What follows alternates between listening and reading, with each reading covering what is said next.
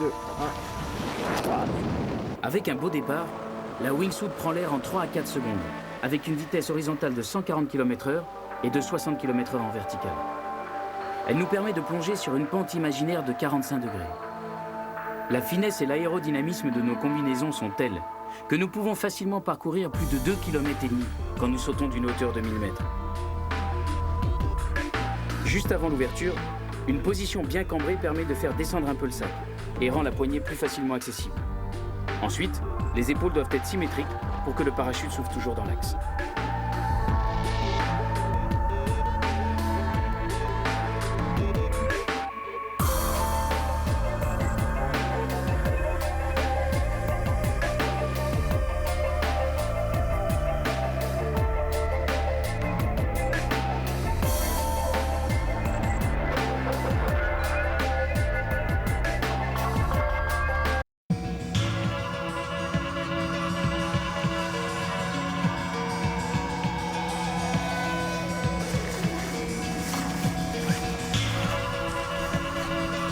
C'est bon, ça tourne? Ouais. Et ben allez, un petit saut du cil, 1300 mètres, petite ouverture. C'est bon? Vous êtes prêts? Ouais. Bon saut, mon colon. Bon saut.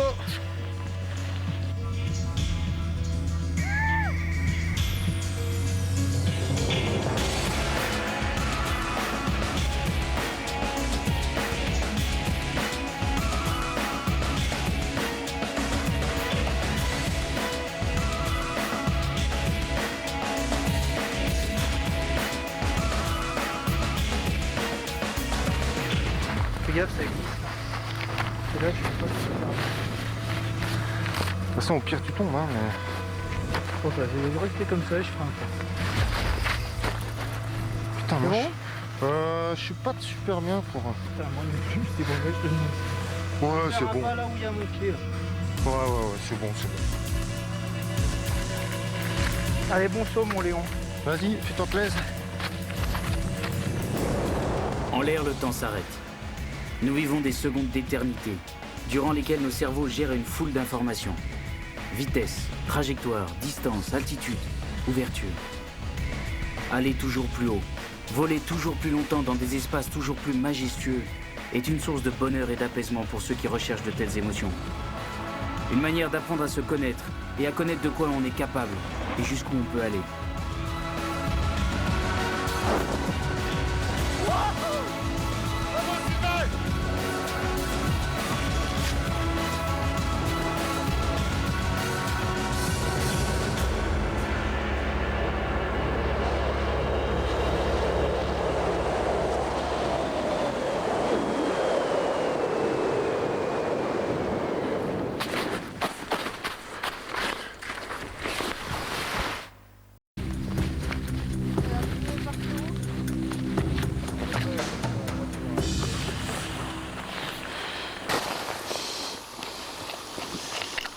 Ça va partir en 5 secondes. Parti. Youhou! Vas-y, mon colon.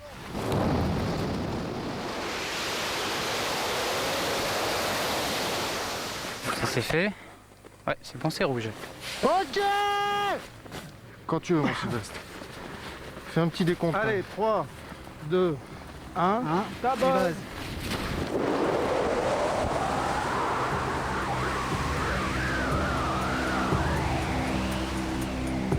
Il n'y a pas de vent au sommet au moment où nous plongeons dans le vide. Mais au niveau du sol, c'est la tempête.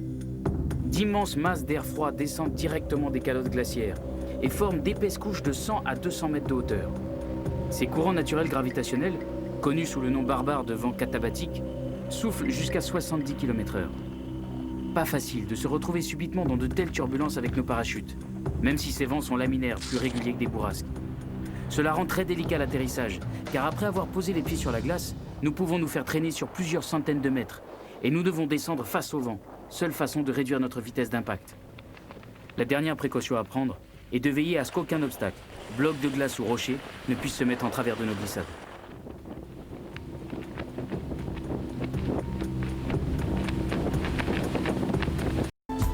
en Broad pour la notion des distances en fait. Du glacier jusqu'au col derrière l'ombre du Broad Peak là-bas, il y a 8 km.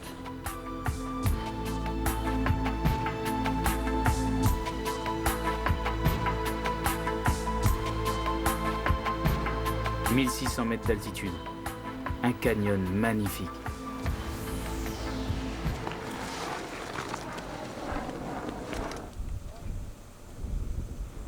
Quand tu veux.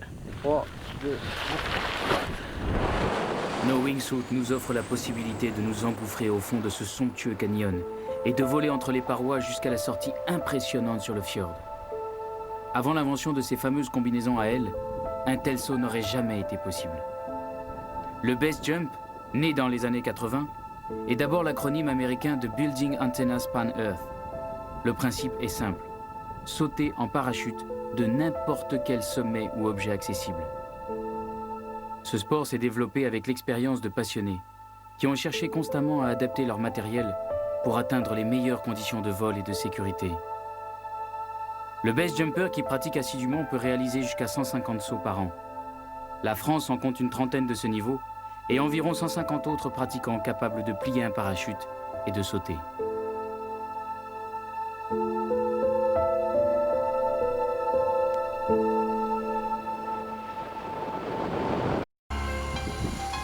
jamais vu ça de notre vie, je crois que ça va rester un grand souvenir.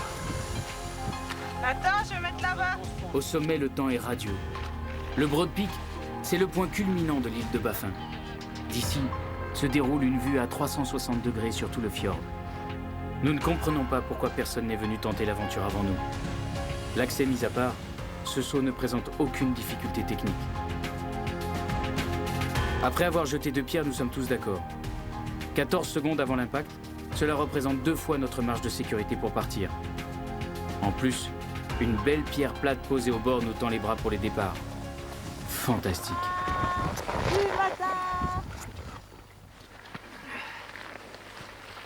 Ce qui en fait la plus haute falaise du monde pour les base jumpers, c'est la pique de la paroi.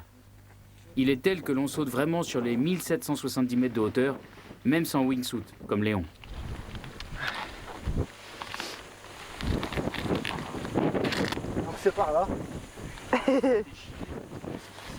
Faites-vous un beau saut aussi, hein. Toi aussi. Là, c'est parti pour gros. Comme un gros porcasse. Salut ici.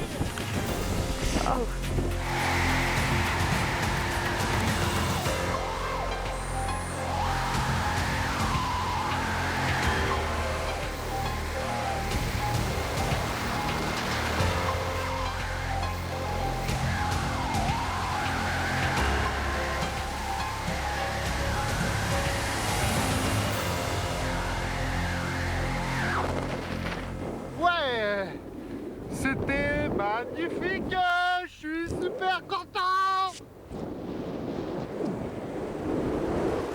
Ouais, laisse-moi pas. Allez, pour le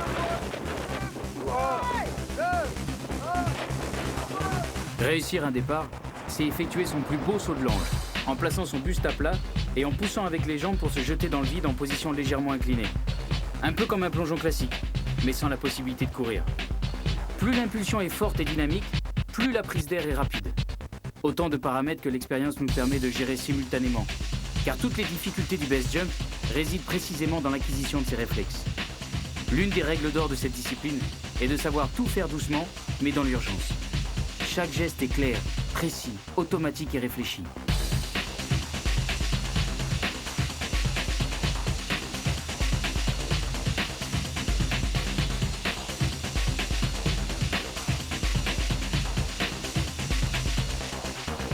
L'ouverture est rarement violente, même si l'on passe de 140 à 20 km/h en 50 mètres.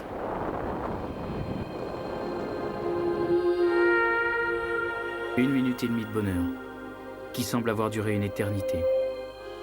Le temps s'est comme suspendu en vol pour tous les 5.